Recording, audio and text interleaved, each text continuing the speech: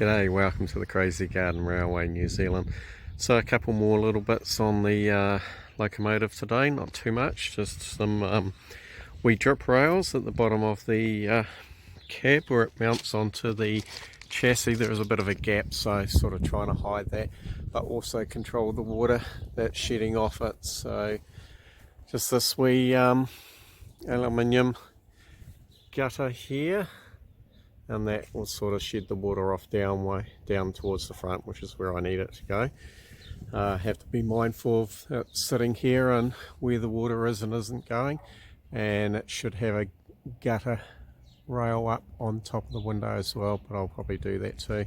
There was a bit of a gap between the cab and the chassis, which I want to get rid of, being as it's going to be part of a sleep out. I don't really want any air gaps in it where the wind is whistling through, so it's a wee bit that I have been doing today, and a couple other things as well, so getting there slowly. And just up inside the cab here, so I haven't really videoed much about the inside of it, so at the moment it's just got pallets sitting in there, but they'll come out, which will give me another 150mm headspace because they're quite high up.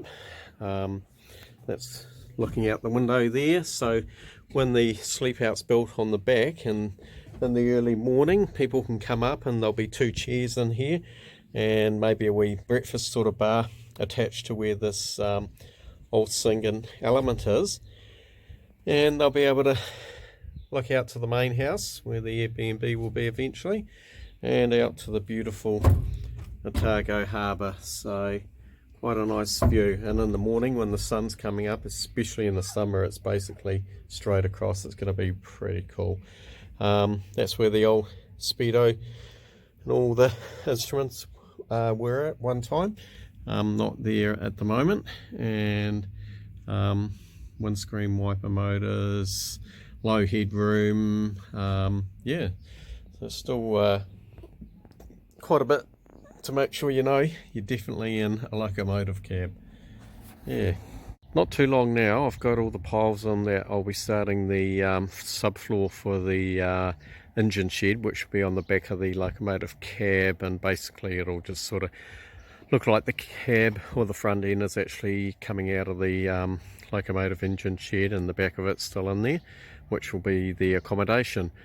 But there's the way the chassis is about 1.5 foot further back than the cab itself, there's going to be a bit of a gap, which I was just going to bridge with some fibre cement sheeting and paint it the same colour as the cab. But today I was very kindly given some doors that used to house the engine sort of compartment part of the loco from behind the cab right to the back of the locomotive, and these doors would have gone all the way down to access the engine bay. So I picked these up today from a good friend, which was very kind of him to pass these on, and still has the TR on it, which was for Transrail. So that's 4 separate panels. I'll be able to sort of clean them up, get a nice sort of clear coat over them to protect them, and use those either side of the cab in a way that looks good. I'll work it out somehow, and that'll sort of bridge that gap.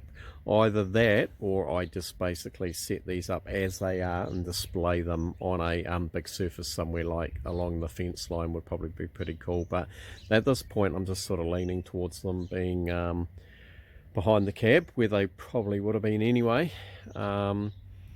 to do that. So very pleased and very grateful, so thank you very much for that, Mike.